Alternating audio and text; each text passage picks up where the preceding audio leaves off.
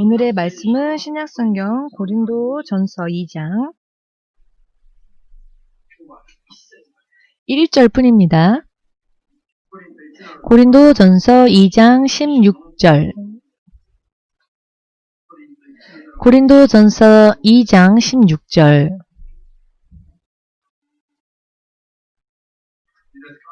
찾으셨는지요? 소리내어 읽겠습니다. 누가 주의 마음을 알아서 주를 가르치겠느냐? 그러나 우리가 그리스도의 마음을 가졌느니라. 다시 한번 읽겠습니다. 누가 주의 마음을 알아서 주를 가르치겠느냐? 그러나 우리가 그리스도의 마음을 가졌느니라.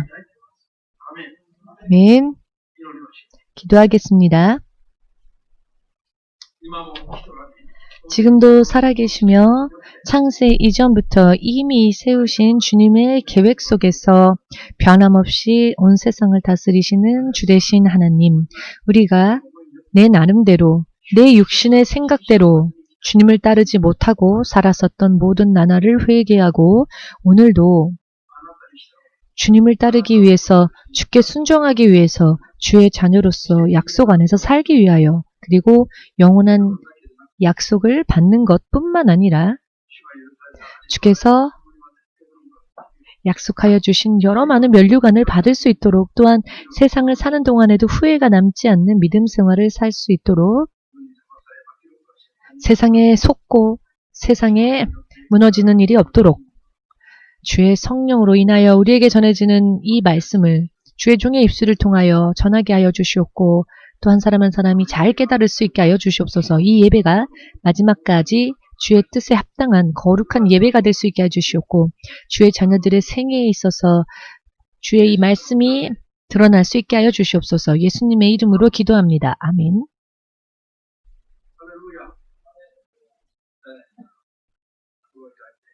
할렐루야. 마음을 여시고 믿음으로 오늘의 이야기를 통하여서 여러분들의 믿음 생활에 새로운 전기가 되기를 바랍니다. 그 이유는 저 자신이 주께 부름받고 지금까지 정말로 중요시 여기던 부분이기도 했기 때문입니다. 그런 부분에 관련된 말씀이니 여러분들도 믿음으로 받으셔서 실천하시고 또 실행하신다면은 지금까지와는 레벨이 틀린 하나님과의 관계, 하나님과의 깊은 관계를 맺을 수 있으리라 확신합니다. 제가 주의 종으로 부름받고 이 세상에 있어서 제가 저의 육신대로 살던 모든 삶은 정리하고 그리고 이제부터 앞으로는 주의 종으로서 살기 위하여 훈련에 들어가겠다 이렇게 결심을 하고요.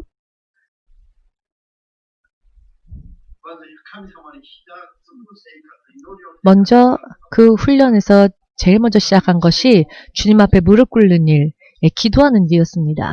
그렇게 기도의 훈련을 받으며 약 1년가량이 지났을 때에 어떤 예언의 은사를 받았다라고 하는 집사님을 만났는데 그 집사님이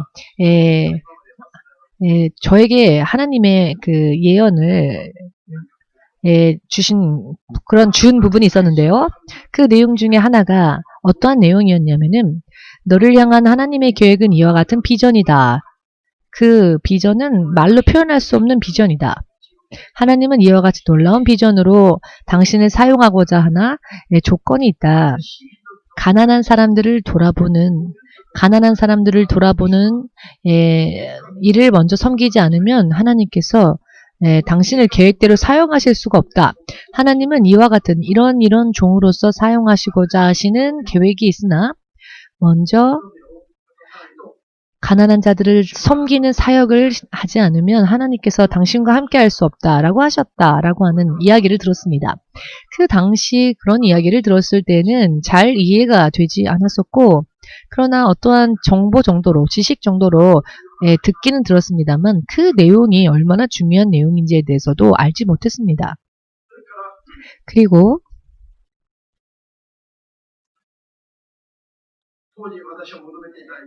당시 제가 했던 제목은, 저의 기도 제목은 눈에 보이는 가시적인 성령의 역사, 성령의 역사가 드러나는 그런 어떤 성령의 권능에 대하여서 기도했었습니다. 매일매일 6시간, 7시간씩 기도하면서 주의 종으로 부름받았으니, 이렇게 부름받은, 이왕이면 이렇게 부름받았으니 살아계신 하나님을 드러내면서 많은 사람들을 인도하기 위해서는 눈에 보이는 성령의 권능이, 성령의 역사가 드러나야 하지 않을까, 그렇게 생각하여서 필사적으로 성령의 권세, 성령의 권능을 구하여 기도했습니다. 그렇지만 어떤 눈에 보이는 가시적인 그와 같은 능력이 임하지는 않았습니다. 그렇게 기도하기 2년이 지났을 때 어느 날 여느 때와 마찬가지로 평소 때처럼 전도사로 임명되기 전부터 아직 평신도 신분이었으나 마치 정말 전도사인 것처럼 아침이 되면 교회에 출근하고 저녁까지 교회에서 기도하고 일반 평신도였으면서도 그렇게 했었는데요. 평소 때처럼 그 당시 제가 살았었던 곳이 가메이도에서 키타스나로 가는 곳이 있습니다. 고토쿠 키타스나라고 하는 동네에 살았었는데요. 키타스나에서 가메이도역까지 버스를 타고 나와야 하고요. 그리고 그 가메이도역에서 소부센이라는 전철을 타고 신주쿠까지 나와야 하는데, 버스를 탈 때는 그나마 돈이 있었을 때였고 대체적으로는 자전거를 타고 역까지 갔습니다. 그런데 그날따라 버스를 탔습니다. 그런데 버스를 탄 순간부터 주의 성령이 저를 마치 압도하는 것처럼 저에게 강하게 말씀을 하시는데, 그 말씀은 귀로 들리는 소리가 아니라 온 몸이 울리는 듯한, 저의 모든 것이 울리는 듯한 울림으로 저에게 압도되듯이 하나님의 말씀이 주어지는데, 너가 성령의 권세를 구하는 대로 그 권세를 너에게 주면 성령의 은사, 가시적인 은사, 그와 같은 권능의 은사를 너에게 주면 지금의 너를 이룰 수 있다. 그러니 너는 그와 같은 가시적인 성령의 은사보다는 영혼을 사랑하는 마음을 위하여 기도하라 라고 감동을 주시는 겁니다. 집에서 버스를 타고 또 전철을 갈아타는 약 1시간 동안, 교회에 도착하기 약 1시간 동안 제 마음에서는 외치듯이 저에게 주신 주님의 감동대로 제가 제 마음에서 마치 설교를 하듯이 제가 들은 대로 마치 제가 제 영혼에게 들려주는 것처럼 설교를 하는 것처럼, 이런 정말 놀라운 어떤 흥분 상태라고 해야 할까요? 그러나 아무에게도 들리지 않는, 아무도 모르는, 그러나 저는 그렇게 약 1시간 동안을 주의 성령이 압도되는 그 은혜 가운데에서 교회에 도착을 했습니다. 지난 금요일날 와타이키 성도가 교회에 와서 30분 동안 계속 울기만 했다라고 기도하다가 30분 동안은 정말 주의 은혜가 너무 강하게 임하여서 기도를 할 수 없을 정도로 그저 눈물만 나와서 30분을 울었다라는 간증을 들었는데요. 하나님과 일치되고 또 하나님의 감화 감동을 받으며 눈물밖에는 나오지 않았다라고 하는 간증을 들었는데요. 경험하신 분은 알 거라고 생각합니다. 성령의 능력을 구하는 것이 아니라, 기적을 일으키는 권능을 구하여 기도하는 것이 아니라, 죽어가는 영혼들, 그 영혼들을 사랑하고 그 영혼들을 가엾이 여기고 그 영혼들을 멸망 속에서 끌어내기 위하여 그 영혼들을 사랑할 수 있도록, 그 사랑의 마음이 충만해지도록 기도해라 라고.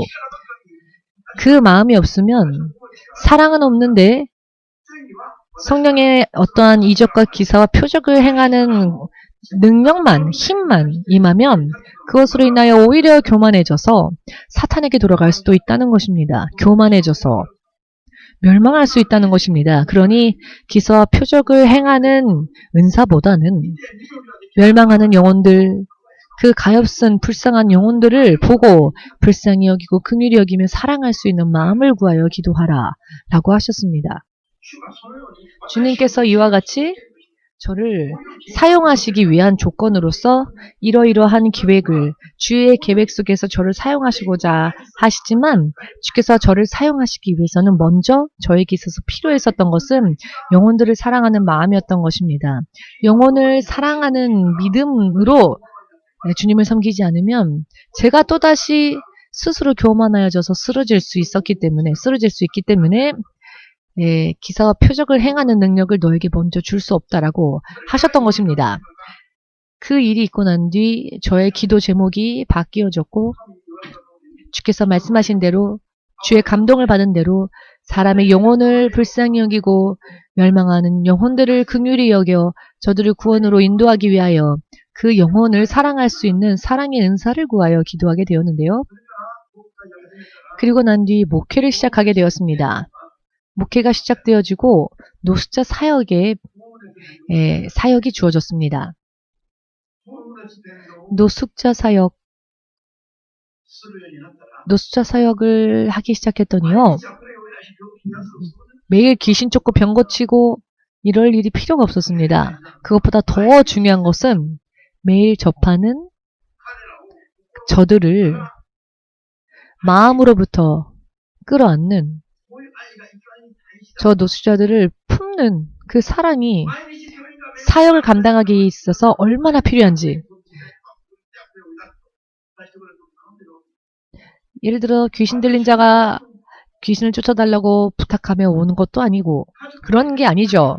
가족이 있어도 없는 것처럼 가족이 있어도 버림받은 일이 없는 정말로 곤란한 소외되어지고 고독한 그 영혼들을 그들의 냄새까지도 입을 벌려 들이마시며 처음에는 그 밀려오는 채취에 입이 턱 막혔습니다. 목이. 그렇지만 주께서 지금 나를 보고 계시는데 이것을 의식한 순간 마치 태풍처럼 몰려드는 그들의 채취가 저에게 다가올 때 턱 하고 목이 막혀 코와 입을 막았을 때 더럽느냐라고 하시는 하나님의 음성이 들리는 것 같아서 그 1초도 안 되는 시간인 것 같습니다만 주님이 지금 보고 계시니 내가 싫다고 입을 다물면 안 되겠다. 이 냄새를 내가 맡기 싫어서 이렇게 입을 막고 막으면 하나님께서 기뻐하시지 않는구나. 그렇다면 이 냄새조차도 끌어안겠습니다. 들이마시겠습니다. 코끝에 밀려드는 그 향기를 그냥 들이마시면 그 순간부터 저에게 변화가 일어나는데 어떠한 변화가 일어나냐면 이제는 냄새의 농도를 느끼기는 느끼는데 그 냄새가 싫다라고 하는 생각이 사라지게 되었습니다. 싫다. 이렇게 되면 곤란하죠. 그런데 여러분, 냄새를 못 맡는 건 아닙니다. 냄새가 짙다, 였다라는 것은 느끼지만 그것이 싫다라고 느껴지진 않는 겁니다. 일단 들이마셨더니 그런 변화가 일어났습니다. 주님은 그런 모습까지 보셨습니다. 그리고 그런 냄새조차도 견딜 수 있도록 주님은 저를 지탱시켜 주셨습니다. 그리고 지금까지 교회 초창기 때에는 정말 30명가량밖에 들어올 수 없는 조그마한 공간이었습니다. 2층, 3층을 사용했었는데요. 3층이 사무실이었고요. 3층에서 기도하면 노숙자분들이 예배를 드리기 위해서 오시는데 그렇게 되면 3층까지 그들의 냄새가 올라옵니다. 지금 예배당에 들어오기 시작했구나 성도들이. 냄새로 아는 것이죠. 냄새가 점점 농도가 짙어지면 오늘은 많이 왔구나. 그러면 깊어지는 겁니다. 많이 왔으니까 냄새가 짙어지는 것 아닙니까? 그러면 냄새가 짙어지면 많이 왔구나. 깊어지고 냄새가 옅으면 왜 오늘은 많이 안 왔지? 왜 오늘은 노숙자 성도들이 오지 않았을까? 별로 오지 않았으니까 냄새가 안 나는 거겠지? 걱정이 됩니다. 이제는 그 냄새가 짙어지면 깊어지고 그 냄새가 옅어지면 걱정이 되는 겁니다. 여러분 잘 이해가 안 되시지요? 경험하지 못한 분은 이해할 수 없는 이야기일 수 있습니다. 그런데 이와 같은 과정을 겪으면서 지금까지 왔는데요. 정말로 제가 하나님께 감사드렸던 것은 노숙자 사역을 죽을 때까지 노숙자 사역만 하라고 하셔도 다른 사역 말고 노숙자들 사역만 해라 라고 한다 하실지라도 죽을 때까지 노숙자 사역만 해야 한다 할지라도 감사합니다. 사모님과 함께 감사하다고 정말로 기뻐하면서 지금까지 왔습니다.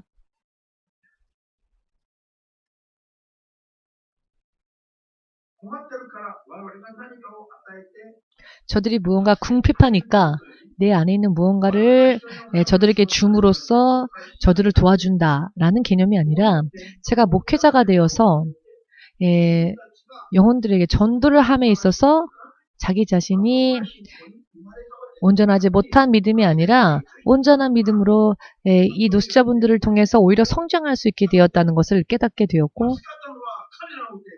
도움을 받은 것은 노숙자분들이 아니라 오히려 나였구나, 오히려 우리였구나 라고 하는 의식을 가지게 되었습니다. 만일 이와 같은 사역을 감당하지 못했다면은, 사역을 하지 못했다면은 지금까지 입술로는 그리스도의 사랑에 대해서 이야기하면서도 실제 생활 속에서는 어떤 의미로 볼 때에는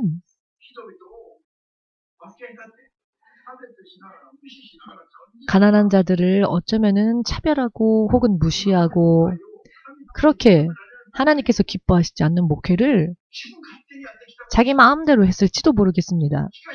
그러나 전도 집회를 공원에서 하기 시작한 후부터는 깨달은 건 우리였습니다. 제가 처음에 일본에 왔을 때 저는 세타가야쿠라고 하는 곳에 살았는데요. 세타가야쿠에서 게이오선을 타고 신주쿠까지 한번 나와야 합니다. 그리고는 야마노테선을 타고 다카다노바바로 갈아타서 가서는 와세다에 가야 하는데, 그때마다 반드시 신주쿠를 경유합니다. 그런데 아침 밤 학교를 다녀야 하니까 이 신주쿠역을 계속 가야 하는데요. 그 당시에만 해도 동경에 노숙자들이 5, 6천 명 있었던 시절이었습니다. 이 신주쿠역은 굉장히 큰 역이어서 신주쿠역에 정말 너무나 많은 노숙자들이 모여 있었었는데요. 노숙자분들이 모여 있는 그 역 앞을 지나갈 때에는 담배 냄새와 여러 많은 악취, 정말 그 옆을 지나갈 수가 없을 정도로, 아침에 일어나면 저는 항상 전복 카레를 먹고, 그리고는 학교에 갔는데 신주쿠에 있었거든요. 전복 카레를 먹고 학교에 가야 하는데 그 노숙자들이 그 앞에 있으니까 그들을 피해 가서는 카레를 먹고 학교에 다녔었습니다. 제가 이렇게 나는 노숙자들과는 다른 생을 살고 있다, 다른 삶을 살고 있다라는 의식이 있었기 때문에, 만일 제가 그 상태로 목회를 시작했더라면 저는 변함없이 노숙자들을 구별하고, 그것이 차별이었겠죠. 그리고는 다른 것만 구했었을 것입니다. 자, 그랬다면은 하나님께서 보셨을 때에는 완성되어지지 못한 불완전한, 하나님의 종으로 인정할 수 없는 그런 불완전한 목회를 했었을 겁니다. 그런데 전도 집회를, 노숙자분들을 위한 전도 집회를 하기 시작하면서부터 알게 된 것은, 누가복음 4장 18, 19절을 보시면 주가 나에게 주의 영을 부으신 것은 가난한 자들에게 복음을 전하게 하시기 위함이었다라는 말씀이 있습니다. 물론 여기에서의 가난한 자라 함은 기본적으로는 생활의 빈곤뿐만이 아니라 영적인 가난함, 마음의 가난함을 뜻하는 것이죠. 그런데 전체적으로 이야기한다면 세상에 있었을 때 어떤 유력자, 어떤 부유한 자를 위해서 먼저 복음이 전해진 것이 아니라 생활에 있어서도 그 마음의 상태, 영의 상태에 있어서도 약하고 가난하며 무시당하는 그런 사람들에게 먼저 복음이 전해지는 것이, 아버지 하나님께서 예수 그리스도의 위에, 그 육신을 입고 오신 예수 그리스도의 위에 그 성령을 부으신 이유라는 것입니다. 그 가난한 자들에게 먼저 복음을 전케 하신 것이. 그렇기 때문에 하나님의 마음을 이해할 수 있게 됩니다. 주 예수가 이 땅에 오셨을 때는 그리스도가 되시기 위해서 오셨죠. 구원주가 되시기 위하여서, 그리하여 영원한 구원받은 자들의 영원한 왕이 되시기 위하여서 오셨습니다. 아멘 되십니까? 예수께서 이 땅에 오셨을 때 어떠한 마음과 어떠한 목적으로 오셨습니까? 세상에 있는 죄인들을 구하시기 위해서 오셨습니다.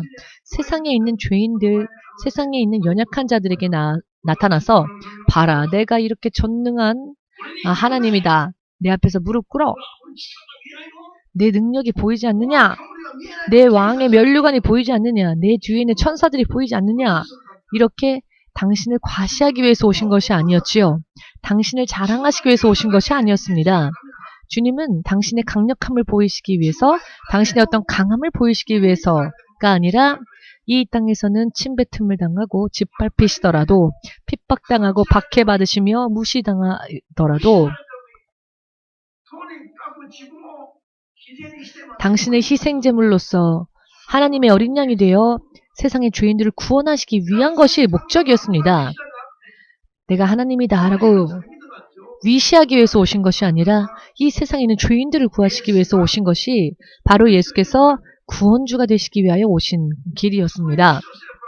구원주로서 오신 예수님이 주의 성령을 이 땅에서 육신을 입고 이 땅에서 성령을 받으신 것은 가난한 자들에게 복음을, 구원을 전하시기 위함이었다라는 것입니다.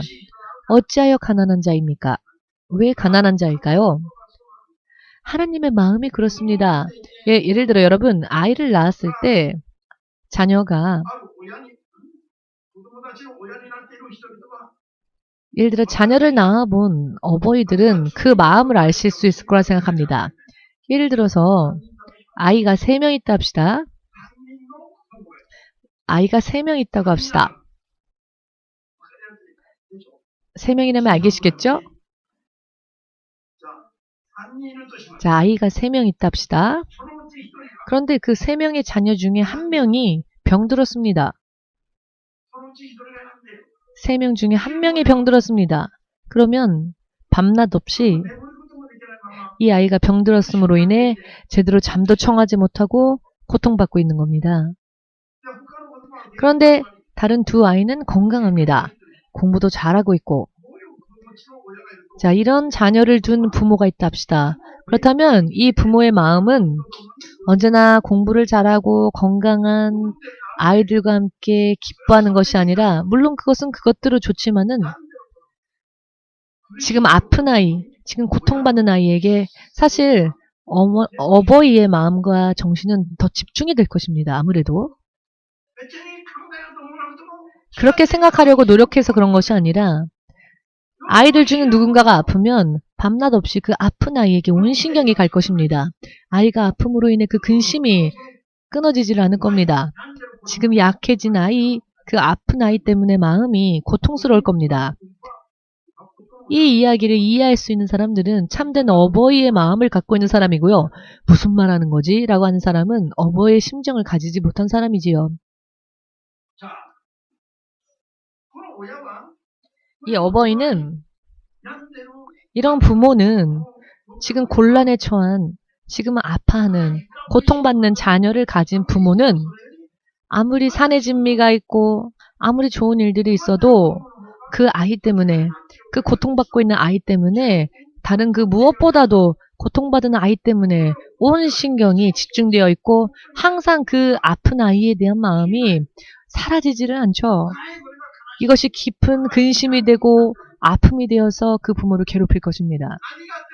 어떠한 일이 있어도, 무슨 기쁜 일이 있어도 잠깐이며 순간이며 계속 평소에는 계속 그 아픈 아이 때문에 온 마음이 다 빼앗겼을 겁니다. 아이를 낳아보지 않아도 이 정도는 여러분 아셔야죠. 하나님의 마음이, 오늘 주님께서 이 단 한 절의 오늘의 본문 말씀을 통해 확실하게 말씀하셨습니다. 누가 하나님의 마음을 알아? 누가 하나님의 마음을 알아? 누가 주의 마음을 알아서 주를 가르치겠느냐?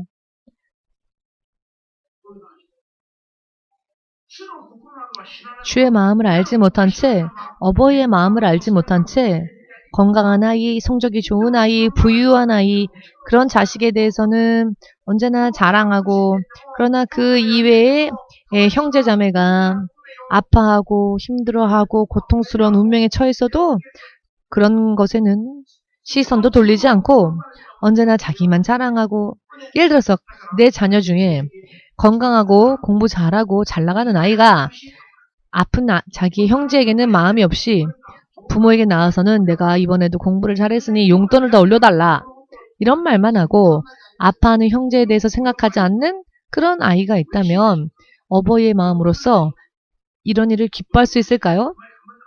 아마도 너가 열심히 한 것은 참 잘한 일인데, 그렇지만 아픈 저 형제, 아픈 저 자매도 생각해라, 너의 형제와 자매를. 이런 마음이 부모에게는 있습니다. 이 아이는 병들었고 어리석고 힘들어하니까 그냥 내버려 두고, 그래 너라도 내가 지원해 줄게, 너라도 잘 되라, 나는 그런데요 라고 하는 사람 있으면 손 들어보십시오. 한번 손 들어보십시오. 그런 분 없으시죠? 하나님의 마음을 우리가 알아야 합니다. 하나님의 마음을 알고 난 뒤에 하나님을 전하며 하나님의 마음을 가르쳐야 합니다. 이 말씀이 그런 의미인 것이죠.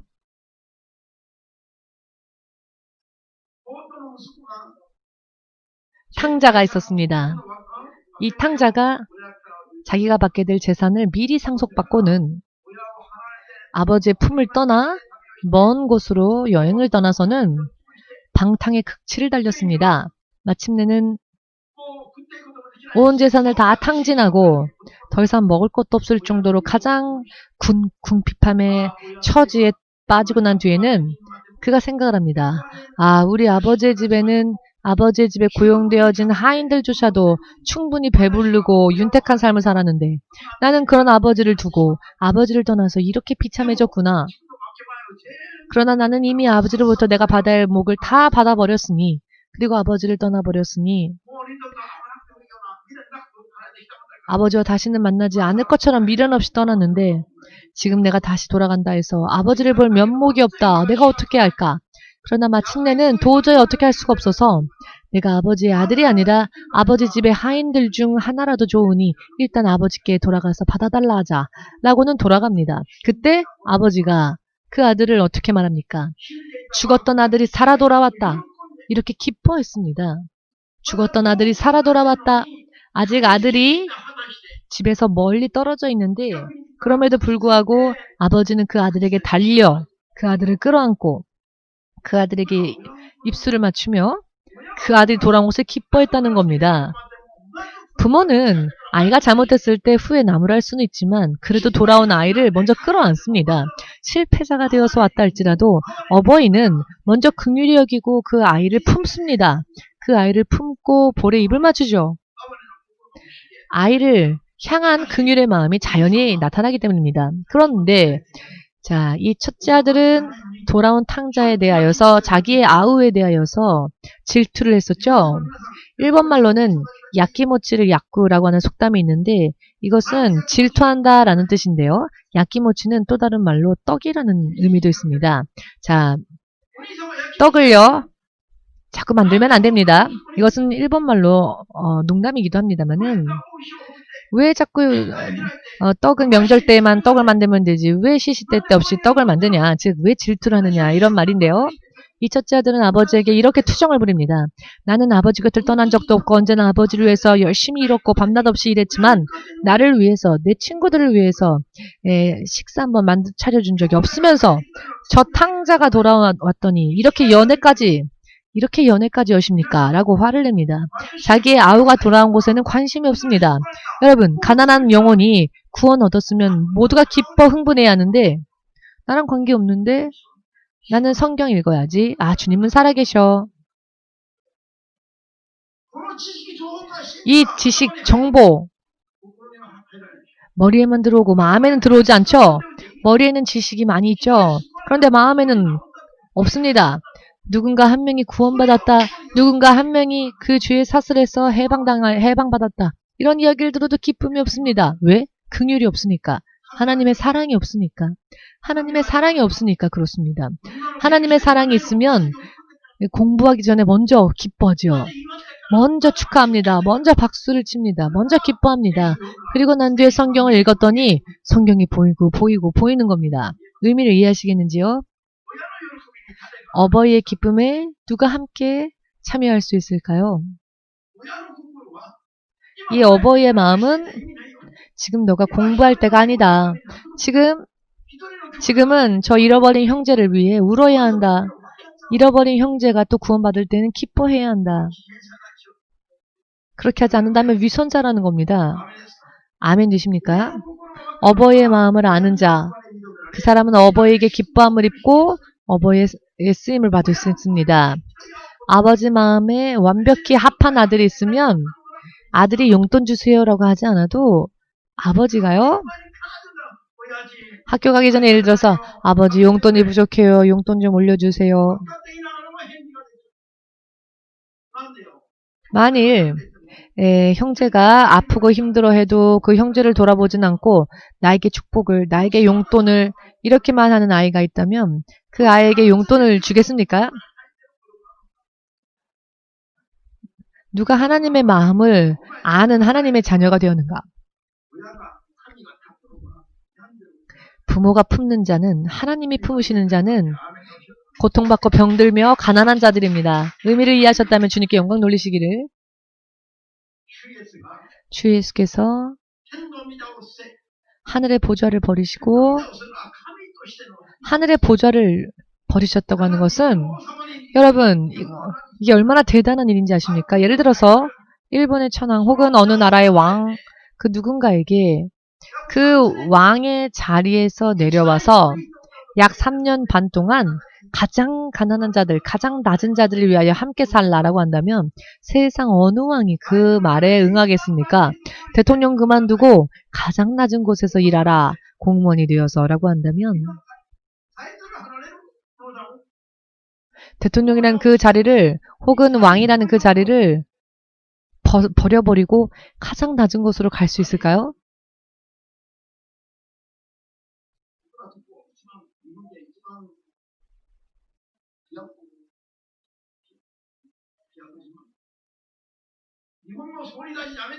예를 들어서 일본의 총리 대신을 그만두고는 일본의 가장 작은 섬에 가서 정년 퇴직할 때까지 일해라라고 해도 그것조차 사람은 하지 못할 겁니다. 그럼에도 불구하고 예수께서는 만왕의 왕이시며 모든 것의 주님이신 하나님이심에도 불구하고 모든 것을 버리시고 이 땅에 육신을 입고 임하셔서 마귀가 갇혀있는 이 세상에 오신 것만으로도 사실 감당할 수 없는 환경이지, 정말 너무나도 심한 환경이지요. 이것에 비교한다면야 일본의 형무소는 5성급 호텔일 수도 있습니다. 된장국 한 그릇 그리고 주먹밥밖에 못 먹는다 할지라도 하나님께서 이 세상에 오시는 것에 비교해 보건대 더 대우가 좋은 겁니다. 왜냐하면은 너무나도 높으신 분이 너무나도 낮은 곳으로 오셨기 때문입니다. 한순간이라도 머물고 싶지 않은 죄악으로 뒤덮인 곳, 악취가 심하고 이런 때는 마스크가 있으면 좋죠. 마스크를 2중, 3중으로 하고 악취를 맡지 않기 위해서 콧구멍을 막기 위해서 무언가를 사용할지도 모르겠지만 그토록 영적으로는 죄악으로 뒤덮여져 있고 악취가 진동하는 그곳에 예수께서 오셨다는 겁니다. 하늘 보좌 버리시고 어떻게 이것을 결단하시고 또 어떻게 이것을 실천할 수 있으셨을까요? 예를 들어 결심은 했으나 막상 하려고 하면은 실행에 옮기지 못하는 일들이 우리에게 많지 않습니까? 그런데 예수께서는 계획하신 대로 실행하셨습니다. 그와 같은 능력은 병 고치고 귀신 쫓는 힘에 의하여서가 아니라 에베소서에 나와 있는 말씀처럼 하나님의 긍휼이 풍성하신 그 마음이 죄인을 보고 그대로 버려두실 수 없는 하나님의 놀라운 긍휼의 마음이 우리의 영혼들을 보고 불쌍히 여기시는 하나님의 사랑이 그리스도를 십자가에 못 박게 하셨다는 겁니다. 또한 그 은혜로 인하여 죄인이었던 우리가 하나님께로 돌아가는 길이 열렸다는 것입니다. 할렐루야. 하나님께서 이 세상의 죄인들을 그냥 내버려 두시면 모두가 불 속에서 심판받을 수밖에 없었지만 저들을 하나님께서 건져내신 하나님의 능력은 바로 긍휼의 능력이었다는 것입니다. 다른 능력이 아니라 긍휼의 능력이었다는 것입니다. 풍성하신 긍휼이 없고 예를 들어 다른 능력만 하나님이 갖고 계셨다면은 하나님의 권세와 능력을 우리에게 과시하시고 하나님께서는 당신의 능력을 보이시기만 하시지 우리에게 하나님의 긍휼을 베푸시지 않았더라면은 우리는 어디까지나 비참하고 연약하고 정말로 가난하고 멸망할 수밖에 없는 그런 상황으로 계속되었을 것입니다. 그러나 하나님께서 우리를 건져내셨던 능력은 바로 긍휼이 풍성하신 하나님의 능력이었다는 겁니다. 하나님의 긍휼의 능력. 긍휼, 어려운 말이죠. 알기 쉽게 말한다면 죄인들 그리고 지금 고통받으며 힘들어하는 자들을 보고 불쌍히 여겼다라는 것입니다. 불쌍히 여겨 죽을 정도로, 너무나 불쌍해서 죽을 정도로, 너무나 내 자식이 불쌍해서 죽을 정도로 못 견디는 마음, 그 마음이 못 견디기 때문에 자기의 몸을 버리시기까지 하신 것입니다. 이것이 가장 큰 힘, 이것이 죄인들을 향하신 아버지 하나님의 마음이셨습니다. 아멘 되십니까? 이것이 가장 하나님께서 세상 사람들을 구원하시기 위하여서 이와 같은 긍휼이 하나님 안에 있었기 때문에 예수님은 십자가를 지실 수 있었고, 상상을 초월하는 고통을 당하시면서도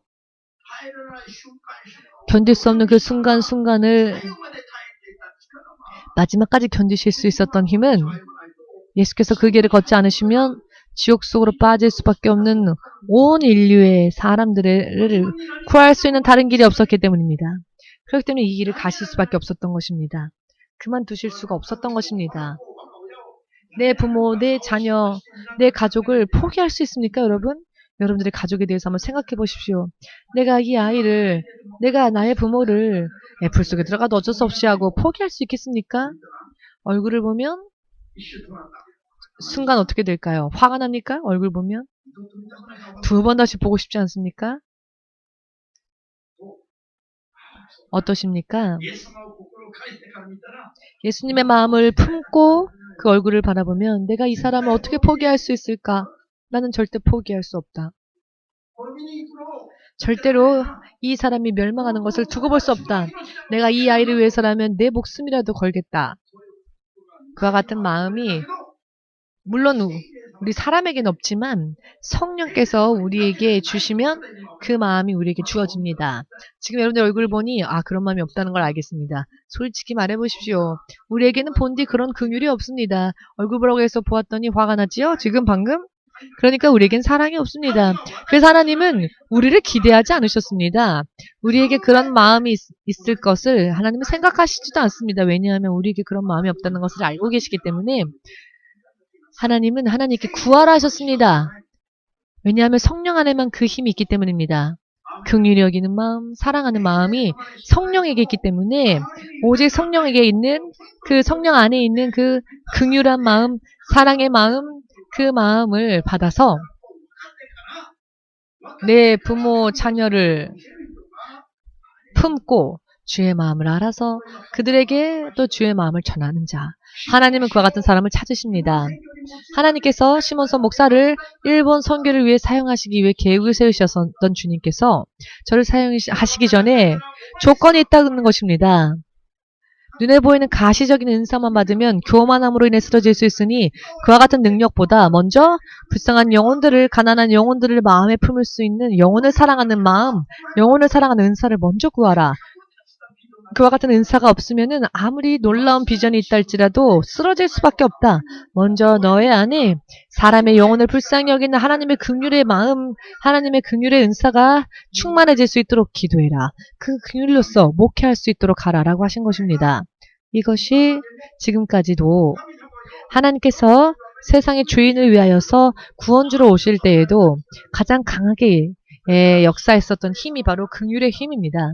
예수께서 이 땅에 오시고 그리고 지금 이 마지막 때까지 긍휼이야말로 정말로 가장 큰 능력입니다. 이 긍휼의 능력이 없으면 모두가 안전한 자 없습니다. 믿으십니까? 마태복음 18장 10절 이하 14절까지의 말씀을 보시면 예수님의 마음이 예수께서 이 땅에 오셔서 일하셨을 때, 사역하셨을 때의 그 예수님의 마음에 대한 기록이 있는데요.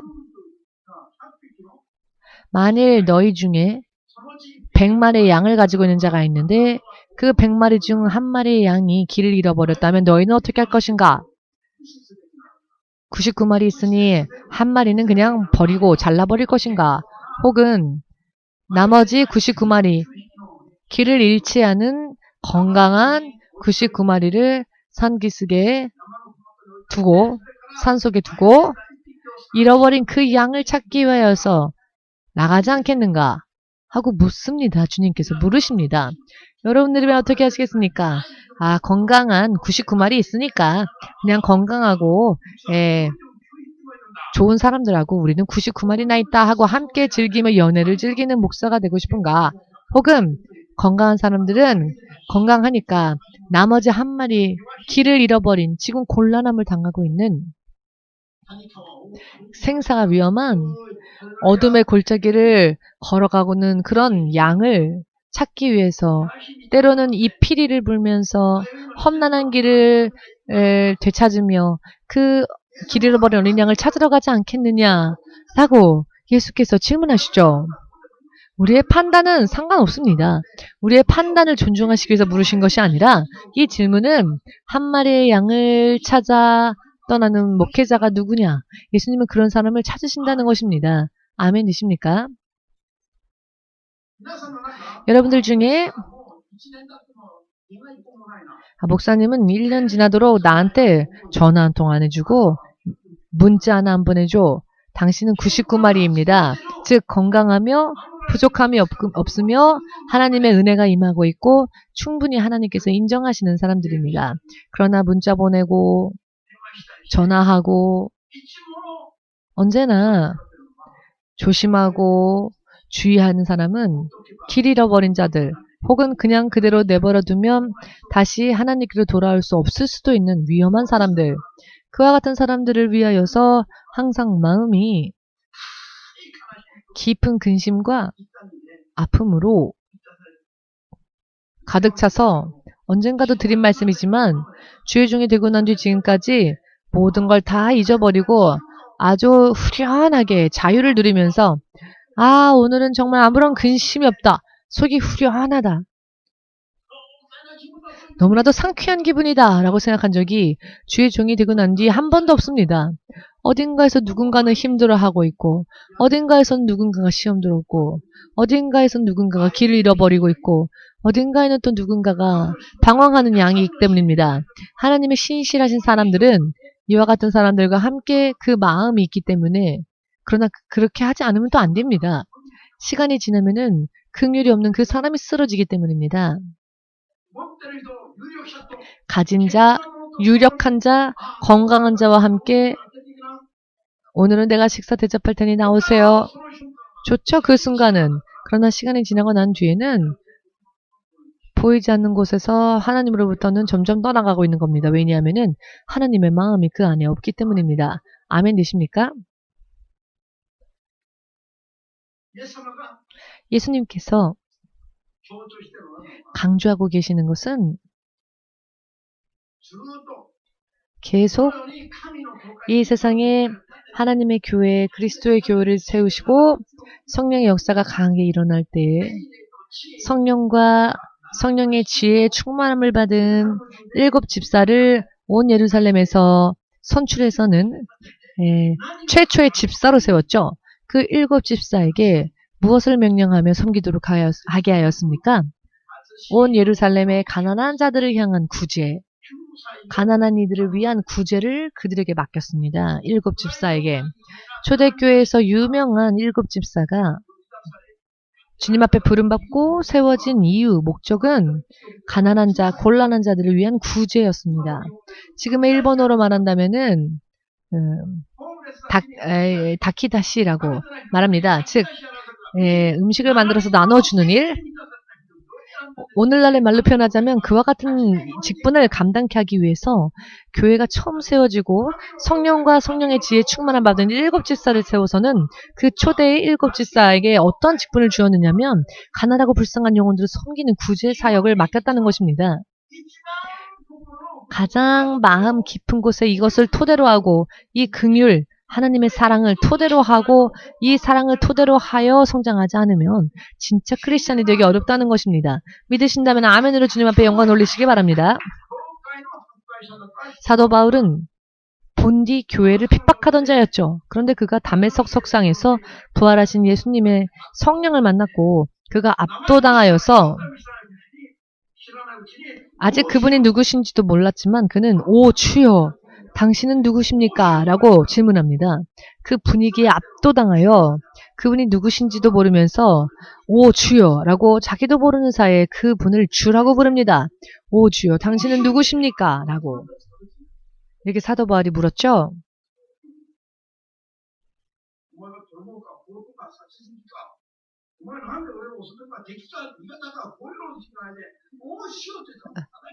당신은 누군가가 아니라 오 주여 라고 말합니다. 왜냐하면은 그 능력은 단순한 능력이 아니라 범접할 수 없는 위대한 권위와 능력, 여러 많은 것을 그는 느꼈기 때문입니다. 절대로 그것은 기분 나쁜 타입 체험은 아니었습니다. 두려우나 경외되어지는, 소름 끼치는 체험이 아니라 먼저 주여라고 최고의 이름으로, 존엄한 이름으로 부를 수밖에 없었던 체험이었습니다. 그리고 그는 성령의 인도하심을 받아 전도자가 되었습니다. 그는 예수님에게 친히 부름받은 사도는 아니었죠. 그러나 다메섹 석상에서 예수님과 만남 이후 그는 스스로 사도의 길을 걷습니다. 그리고 그가 그렇게 회심한 자가 되었다는 것이 예루살렘에 소문이 돌았지요. 나는 이와 같은 일로 예수님 만나 이렇게 복음을 전한다. 이렇게 자신의 그 선교 활동에 대해서 보고를 합니다. 예루살렘 교회에. 이 사도 바울이 내가 예수님을 이렇게 만났고 그 예수님으로 인해 이렇게 복음을 전하고 있습니다. 라고 예루살렘의 교회로 돌아가서 말을 선교 보고, 지금의 말로 말한다면 보고죠. 이 이야기를 전부 이야기했더니 사도들이 모두가 고개를 끄덕거렸습니다. 그리고 수혜자 베드로가 예수께서 이스라엘 백성을 위하여 자신들을 세우셨던 것처럼 사도 바울을 이방인들에게 복음을 전하게 하기 위한 사역자로 세우셨다는 것을 인정했습니다. 그런데 이 사도 바울에게 부탁을 하나지요. 이거 하나만은 당부하니 이것을 지켜주십시오라고 부탁을 하는데, 예루살렘 교회가 사도 바울에게 부탁했던 것은 가난한 사람들을 항상 그 마음에 두라라고 하는 것이었습니다. 이것이 얼마나 중요시 되었는지 여러분 이해가 되십니까? 그래야 했더니 사도 바울은 마치 기다렸다는 듯이 그것은 언제나 내가 예전부터 항상 내 마음에 두고 있었던 일이었다라고 말합니다. 모범적으로 이 땅에 세워진 초대 예루살렘 교회가 가장 중요시 여겼던 것은 가난한 자들의 구제, 하나님의 긍휼과 사랑을 실천하는 것이었다는 겁니다. 그리고 이방 땅에 복음을 전하는 사역자로 부름받은 사도 바울에게도 예루살렘 교회가 부탁하기를 이것만은 결코 잊어버리지 않길 원한다. 당신이 전하는 선교와 당신이 전하는 복음의 사역이 예수님으로부터 인한 것이라는 것을 우리가 이제 알았노라. 하지만 하나만 부탁하니 가난한 자들을 너의 마음에 두라 라고. 그랬더니 사도 바울은 나도 예전부터 가난한 자들에 대해서는 항상 마음에 두고 있다 라고 이야기를 하지요. 왜냐하면 성령의 붙잡힘을 받은 크리스찬들이니까 모두가 같은 마음을 가지고 있는 겁니다. 성령의 붙잡힘을 받고 성령께 쓰임받는 자들은 하나님의 마음을 이렇게 품습니다. 그리고 그것을 알고 전합니다. 그런 사람이야말로 하나님과 하나가 될 수 있는, 하나님과 일치가 되어지는, 하나님께서 기뻐하시는, 여러분 예를 들어 자녀 중에서도 든든한 무언가 마음이 든든한 자녀가 있고 어떤 자녀는 불안한 자녀가 있죠. 마음이 든든한, 이 아이에게 모든 걸 맡겨도 이 아이는 잘 감당할 수 있다라고 하는 든든한 아이가 있죠. 이렇게 우리도 하나님의 자녀 중에서도 우리가 하나님의 마음을 알아 하나님의 마음을 전한다면 하나님께서 우리를 든든하게 여기실 것입니다. 2000년 지난 오늘날 시몬석 목사를, 불신자였던 저를 믿는 자로 인도하셨던 주님께서 또한 저를 주의 종으로 부르시고 앞으로 이와 같은 비전으로 너를 사용하겠으나 그 전에 조건이 있으니 먼저 멸망하는 영혼들, 가난한 저 영혼들에게 하나님의 사랑을 실천할 수 있는 하나님의 사랑의 은사, 하나님의 긍휼의 은사를 구하여 기도하라. 그리고 그것을 실천하라. 아멘. 최근에 개인적으로도 우리 교단이 아닌 그러나 우리 교단의 메시지를 접하면서 영적으로는 하나가 되어 있는 목사님들이나 혹은 우리 지교회에 계신 성도들분들 중에서도 하나님께서 개인적으로 노숙자 전도에 대한 마음을 계시하시고 크게 감동 주시는 그런 사람들이 있습니다. 왜냐하면 하나님께서 EMC를 통하여 마지막에 하나님께서 또 하나님의 복음을 이 마지막 때 전하는 또 하나님의 사역자들로서 또 우리들을 세우시고 우리들도 세우셨습니다마는 같은 마음을 품어야만 하나님을 기뻐하시기 때문에 우리 교단에 속해 있는 분이 아님에도 불구하고 영적으로 우리와 하나가 되어 있는 사람들은 이런 가난한 자들에 대한 메시지를 받습니다. 신 목사님 이런 메시지를 받았는데 이것은 무슨 뜻입니까? 라고 저에게 물어보시는 분들도 계십니다. 우리는 이렇게 가난한 자들에게 마음을 두어야 합니다. 부자들에게 마음을 두어야 합니다. 우리가 긍휼을 실천해 나아갈 때 하나님께서 당신을 사용하실 겁니다. 라고 이렇게 또 전합니다. 이 마지막 때에 주의 쓰임을 받고 하나님 나라에서 영원히 빛나는 그와 같은 놀라운 크리스찬, 하나님 마음에 합당한 크리스찬이 되고자 원하신다면은 가난한 자, 궁핍한 자를 보고 못 본 척하지 아니하고 가엾이 여겨 마음 아파하며 가까이 나아가 붕대를 감아주고 그 상처에 기름을 발라주며 그들을 도와주는 하나님의 사랑을 실천하는 하나님의 사랑의 능력을 베푸는 가난한 사람들을 보고 못 본 척 안 하는 그런 사람이 되신다면 여러분들의 앞날은 밝습니다. 하나님께서 그와 같은 여러분들과 함께 하실 겁니다. 하나님께서는 그와 같은 사람들을 꼭 사용하고자 하십니다. 그리고 하나님은 또 당신께서 쓰시고자 하는 자들에게 그와 같은 사랑과 긍휼의 마음을 구하십니다.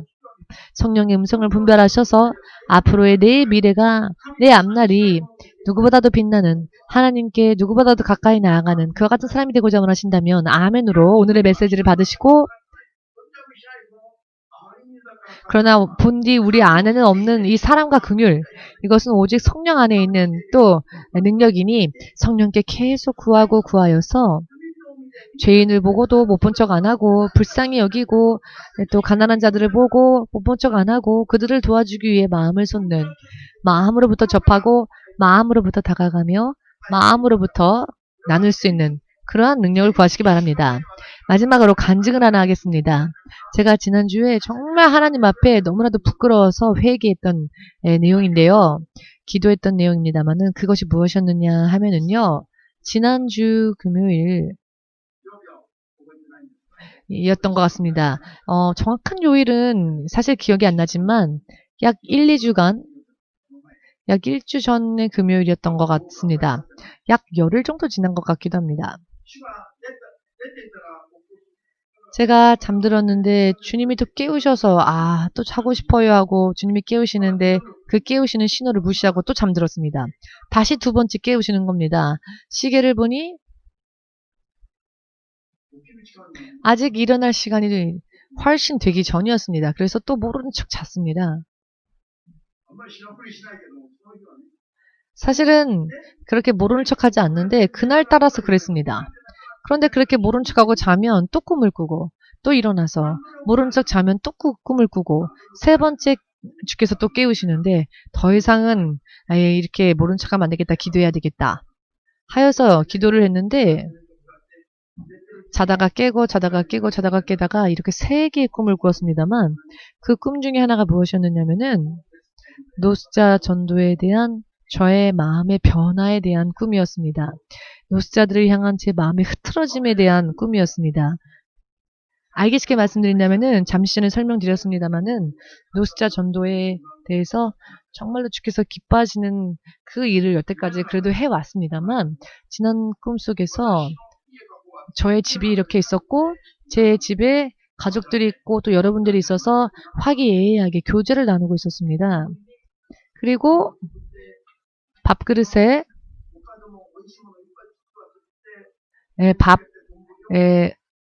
맛있는 반찬 만들어서 그것을 집 밖에 두고 집 밖에 두고는 와서 집 밖에서 먹고 가세요 라고 하는 이야기를 제가 하는 겁니다. 그리고 집 안에서는 가족하고만의 교제만 있고 음식을 만들고서는 집 안으로는 청하지 않고 집 바깥에다가 음식을 만들어 놓고는 집 바깥에까지 와서 먹고 가라고 대접을 하기는 하는데 집 안까지는 초청하지 않는 모습을 보여주셨습니다. 꿈에. 그래서 깨어나서 그 꿈을 생각하면서 기도했을 때 이게 내 모습은 아닌가? 노숙자 전도를 하러 가서는 요리를 만들고 마음을 전하기는 하는데, 말씀을 전하기는 하는데, 하나님 눈에 볼 때는 그렇게 보이는 것은 아닐까? 말씀을 전하는 것은 영의 양식이지요. 영의 양식을, 말씀을 전하기는 하는데, 바깥에서만 전하고 안까지는 저들을 받아들이지 않는다는 의미는 아닐까? 내가 왜 그렇게 되었을까? 나는 지금까지 열심히 해왔는데 나는 또 왜 어떻게 그렇게 되었을까? 어짜요 제가 이런 모습으로 하나님 눈에 그렇게 제가 비치는 겁니까? 그래서 이 꿈을 꾼 것입니까? 라고 여쭈어보니 감동을 주시는데 너가 전도사나 부목사들에게 공원 전도 때 마이크를 건네주고 교대로 설교를 하게끔 하게 한 뒤에 문제가 생겼다라고 무언가 하면은 전도사 혹은 부목사들에게 사실 신목사님이 충분히 설교할 수 있음에도 불구하고 부목사들이나 전도사들을 세우는 이유는 저들을 훈련시켜서 하나님의 종으로 세우기 위해서였습니다. 그래서 내 대신 충분히 기도하고 하나님으로부터 받은 감동만을 말씀을 전할 수 있도록 주의를 했습니다. 저는 지도자니까 그렇게 바르게 가르치기는 가르쳤습니다. 그런데 문제는 오늘의 설교자는 누구 하면 김목사, 오늘의 설교자는 누구 하면 서전도사, 오늘의 설교자는 누구 하면 나용목사. 이렇게 되니까 그렇구나. 자 그러면 열심히 잘 기도해서 열심히 말씀 전하라. 나가면서 저는 한 발짝 뒤로 물러나 있는 겁니다. 그날 설교자가 아니니까 한 발 물러서는 겁니다. 예전 같았으면 설교 전에 충분히 기도하고 또 설교하고 난 뒤에도 노숙자들 서 있는 곳에 누비듯이 다니면서 한 사람들과 함께 한 사람 한 사람 악수하고 끌어안고 농담도 하고 대화도 하고 그러다 보면 냄새가 붑니다. 그런데 어느샌가 그것을 하지 않게 된 겁니다. 어느샌가. 오늘의 설교자는 다른 사람이니까 나는 그냥 기도만 하면 되지 뭐. 그리고 스태프들과 봉사하는 사람들 상담을 들어주거나 혹은 기도하거나 금요일이니까 금요일은 기도회가 있으니까요. 기도회 때 메시지를 위해서 기도하기는 했습니다마는 노숙자 전도에 가서 그 안에 들어가 노숙자들과 교제를 어느새부턴가 하지 못하게 된 겁니다. 부교역자들에게 마이크를 넘겨주고 난 뒤부터 그것을 주님께서 깨우쳐 주셨습니다. 그렇구나. 마이크를 건네주었으니 나는 한 발짝 뒤로 물러났던 그것이 잘못된 것이었구나. 그래서 그것을 회개할 때에 그것을 깨닫고 회개했을 때 순간 얼마나 부끄러웠는지 모릅니다. 너를 신뢰하여 노숙자 정도를 맡기고 너는 열심히 해왔지만 어느샌가 이때부터 너의 마음이 노숙자들을 향해 한 발짝 뒤로 물러나고 연때처럼 저들 속으로 들어가서 저들과 함께 교제하지 않고 계속 교제했었어야 하는데 오늘의 설교자는 다른 사람이니까 그냥 그 사실에 안주한 채 한 발짝 뒤로 물러났던 것이 시간이 흐르면 흐를수록 점점 멀리 떨어지는 일이 되어서 하나님께서 보실 때에는 음식을 맛있게 만들어서는 바깥에만 차려놓고는 안으로는 들이지 않는 것과 똑같다는 것을 깨닫게 해주신 거죠. 그것을 깨달은 순간 얼마나 부끄러웠는지 모릅니다. 하나님께 회개하여 기도했습니다. 하나님 잘 알았습니다. 변명은 아니지만은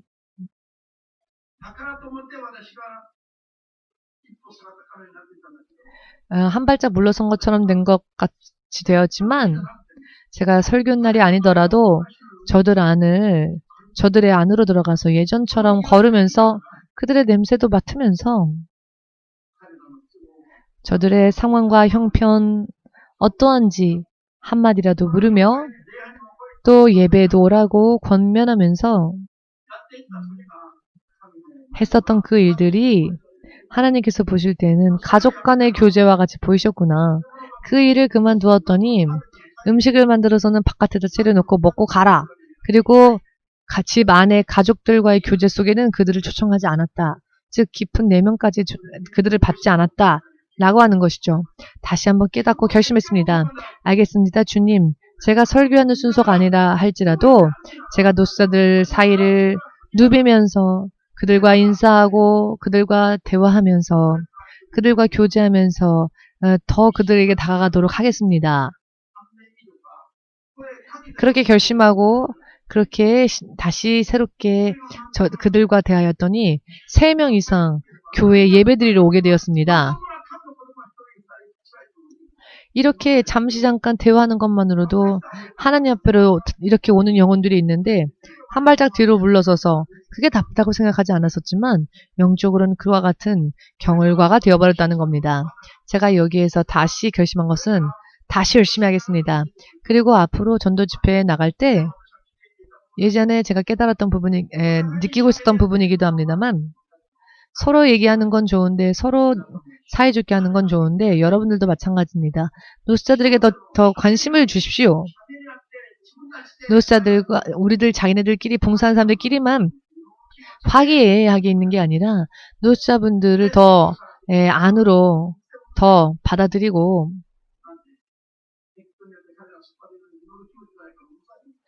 때로는 설교할 때 보면은요 봉사하는 사람들 쪽이 시끄럽습니다. 왜냐면은 자기네들끼리 재밌거든요. 근데 사실 설교할 때는 노숙자들이 그 설교를 통해서 주님의 말씀을 잘 받을 수 있도록 사실은 중보기도 해줘야 합니다. 예전에는 그랬습니다. 중보기도 하고 그랬었습니다. 그러나 지금은 차 안에서도 사적인 이야기하고 봉사하면서도 사적인 이야기하고 노숙자들에게는 관심이 그렇게 많이 없고 그냥 음식만 만들어서는 주고는 오는 그런 것은 아니었을런지요. 주께서 보고 계십니다. 음식을 만드는 것보다 그들을 품고 그들을 가족으로 맞이하고 그들과 교제하는 게 더 중요합니다. 그들이 곤란한 것은 음식이 없어서가 아니라 하나님의 사랑과 하나님의 말씀과 구원이 없기 때문에 저들이 불쌍한 겁니다. 그러니 저들의 영혼을 불쌍히 여기고 가엾게 여기며 사랑으로 품을 수 있도록 노력합시다. 그래서 만일 목사님께서 회개하셨던 그런 부분들이 여러분들에게도 혹시 있으셨다면 여러분들도 회개하셔서 더 하나님의 마음을 알고 더 하나님 안으로 돌아가서 하나님의 복음을 전하는 여러분이 되시길. 그리한다면 반드시 이 마지막 때에 주님 앞에 사용받는 빛바래지 않는 금그릇처럼 쓰임받을 수 있을 겁니다. 믿으십니까? 자, 우리 예수여 삼창 함께 기도하겠습니다.